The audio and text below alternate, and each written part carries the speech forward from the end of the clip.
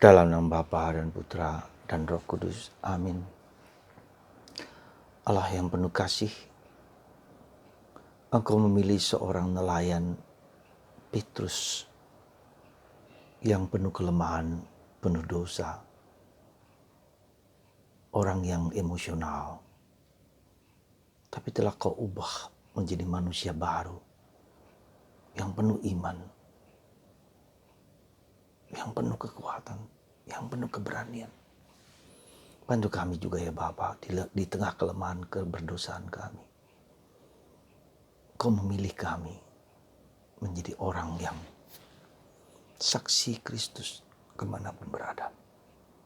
Terpujilah namamu kini dan sepanjang segala masa. Amin.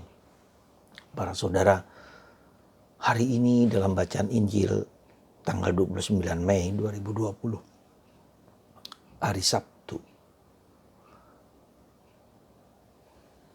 kita diajak untuk, hari Jumat, 29 Mei hari Jumat, bukan hari Sabtu. Pertanyaan yang sangat fundamental dalam relasi kita dengan Tuhan. Petrus, anak Yohanes, Simon, anak Yohanes, apakah engkau mencintai aku? Luar biasa. Pertanyaan yang mendasar, apakah engkau mencintai aku? Relasi Yesus dan Petrus yang menyebut nama, bukan sekedar nama. Menyebut nama, bukan hanya rasul, nama. Relasi berdasarkan nama. Apakah engkau mencintai aku? Berdasarkan kasih, apakah sekarang pertanyaan yang sama? Saudara, Irin, Fransiskus, Maria, Yosef, dan seterusnya, nama Anda, apakah engkau mencintai aku? Dan Yesus bertanya 3 kali. Petrus jawaban, ya Tuhan, engkau tahu aku mencintaimu. Tapi ketiga kalinya, Petrus menangis. Tuhan, engkau tahu aku mencintaimu. Katakan dia berkata, Tuhan, engkau tahu segala sesuatu. Engkau tahu bahwa aku mengasihi engkau. Suara Petrus, kalau saya bayangkan, bergetar, menangis terseduh-seduh. Karena Petrus yang juga hampir mengkhianati Yesus. Dan sudah mengkhianati Yesus 3 kali. Ketika ditanya oleh wanita,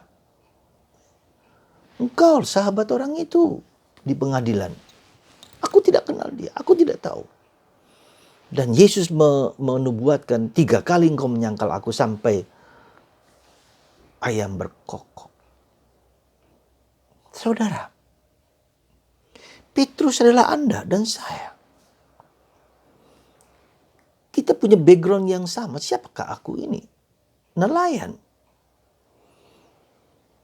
Pekerjaan di kasta bawah.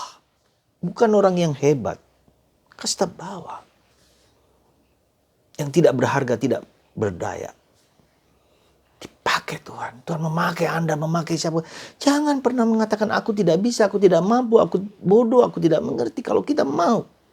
Apakah engkau mencinta? Kata cinta itu. Petrus juga yang diajak oleh bersama Yakobus dan Yohanes ke atas gunung melihat kemuliaan Yesus. Begitu. Jadi saudaraku yang terkasih dalam Kristus, mari kita men-scrutinize, meringkas, melihat lagi. Apakah relasiku dengan Yesus adalah relasi cinta? Jangan-jangan, mudah-mudahan itu tidak benar. Relasiku dengan Yesus adalah relasi kewajiban. Seperti anak sulung dengan Bapa. Jalankan kewajiban, selesai. Tidak ada misa, misalnya tidak ada misa di gereja. Apakah saya juga misa online? Nggak usah lah. Bosan, jenuh. Begitu-begitu aja. Bisakah demikian? Apakah cinta ada kecintaku? Apakah saya juga berdoa rosarius sendiri tanpa orang lain tahu? Ataukah saya menyibukkan diri dengan kesenangan-kesenangan saya, main HP terus, atau main apa, internet segala macam, atau apa saja, atau tidur, atau apa. Ada slothful complacency, ada kemalasan di situ. Anda yang tahu, kita sendiri yang tahu. Memang bosan, mumpang jenuh, tapi apakah saya juga mungkin masuk ke dalam diriku untuk mengenal diriku, untuk membuat membangkitkan diriku untuk masa nyepi yang panjang ini 2-3 bulan ini? Apakah kesempatan saya untuk retret, rekoleksi pribadi? Ya, nggak tahu. Hanya orang yang mencintai Yesus dengan sepenuh hati dikatakan, cintailah Allah dengan sepenuh hati, dengan sepenuh kekuatan, dengan sepenuh daya, dengan sepenuh. Saudara, Tuhan itu mendidik kita. Mendidik, membina kita. Bersediakah Anda? Ya udahlah. Mungkin boleh dikatakan ya karena daya pikat dunia lebih menarik daripada panggilan Yesus. Tapi apakah daya-daya ilahi itu Anda berkesan dari Anda berkorban, ya, membaca kitab suci, merenungkan, melihat, masuk ya, ke dalam misteri kemuliaan Allah. Kemarin saya kisahkan bagaimana Yesus mengatakan, aku telah memberikan kemuliaan yang kau berikan kepadaku. Kuberikan itu kepada orang lain. Sebagai itu keanakan, ke murid. Kita sekarang ini diajak untuk menjadi murid. Bukan hanya anak, tapi murid yang mau belajar terus. Memperdalam terus, menghayati terus. Meskipun kita sudah tua, terus menjadi murid. Saya pun terus menjadi murid. Terus belajar. Supaya apa? Sehati, sepikir, seperasaan. Tetapi lebih-lebih daripada itu, seroh. Rohnya Tuhan itu menjadi roh. Padahal sudah ada roh dalam diriku itu. Yang roh yang sama yang membangkitkan Yesus dari mati, itu sudah ada dalam diriku dan dalam diri Yesus, Bapa, Putra, dan Roh Kudus dalam diriku. Saudaraku yang terkasih dalam Kristus, bacaan ini sangat luar biasa bagi saya. Mengingatkan saya, apakah aku mencintai Yesus? Yesus, aku mencintaimu dengan sepenuh hati. Lalu Yesus mengatakan apa? Gembalakanlah domba-dombaku. Jadi kecintaan kita kepada Yesus harus menjadi kecintaan, kesatuan saya kepada Yesus. Itu menjadi juga kesatuan saya kepada sesama. Siapakah domba-dombaku? Tergantung. Anda sebagai bapak, domba-domba adalah istri, anak-anak. Kalau Anda sebagai anggota gereja, orang-orang yang berada di bawah Anda, di rumah, orang-orang yang berada atau di kantor, orang-orang yang berada di tengah Anda. Menggembalakan domba bukan hanya memberikan yang terbaik, memberikan makanan, memberikan gaji, tapi mendidik mereka untuk menjadi manusia yang berkualitas.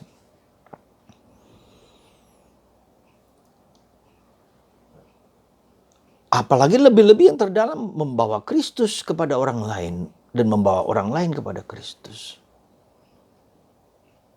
Dengan apa? Kesaksian hidup.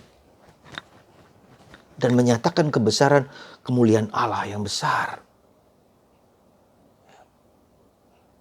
Dalam dialog, dalam komunikasi, dalam bicara dengan orang lain. Ya, jadi gembalakanlah domba-dombaku. Siapa domba-domba itu?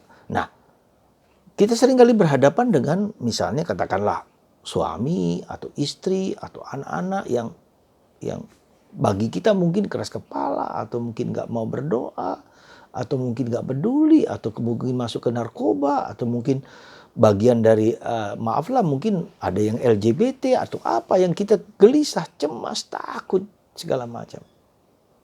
Ya disitulah kebersatuan dengan orang yang kita cintai itu, lalu kita terus berdoa.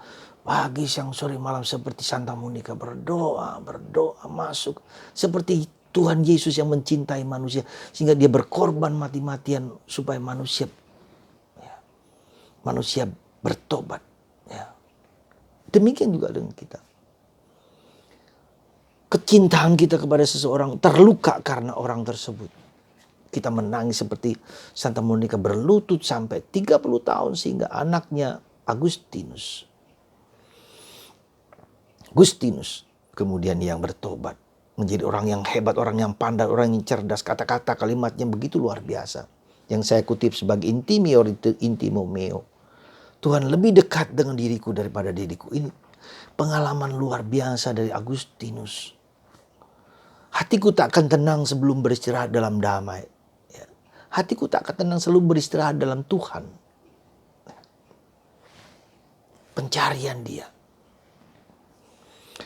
Jadi saudaraku yang terkasih dalam Kristus, sekali lagi, Tuhan memilih Anda, sudah memilih Anda. Sebagai apa? Sebagai saksinya.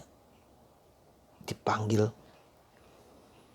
untuk mewartakan Kristus yang hidup dalam diriku.